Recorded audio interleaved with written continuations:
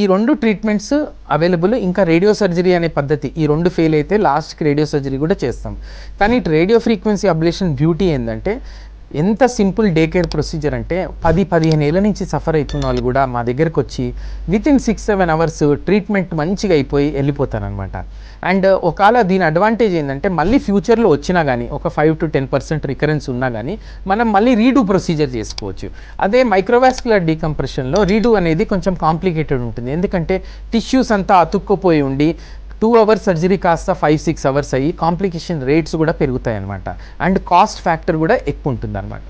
అందుకే all over the world ఇప్పుడు and especially aged people, diabetic, hyper tensive, లేకపోతే heart problems ఉండి stent అయిన వీళ్ళకి మేజర్ సర్జరీస్ అనేది అవాయిడ్ చేయడమే చాలా బెటర్ అనమాట. సో అందుకే మా దగ్గరికి ఆల్ ఓవర్ ఇండియా నుంచి కాకుండా ఈస్ట్ ఆఫ్రికా, వెస్ట్ ఆఫ్రికా, తర్వాత CIS countries, Bangladesh, south east Asia నుంచి కూడా ఈ ట్రీట్మెంట్ కోసమే మా దగ్గరికి వస్తూ ఉంటారు. లాస్ట్ మంత్లో కూడా almost 4 international patients radio frequency ablation ద్వారా మనం ట్రీట్ చేసినాం అనమాట. ఒకవేళ రేడియో ఫ్రీక్వెన్సీ అబ్లేషన్ అయ్యి 2-3 సార్లు కూడా సక్సెస్ కాకపోతే అప్పుడు మైక్రోవాస్కులర్ డీకంప్రెషన్ చేస్తాము.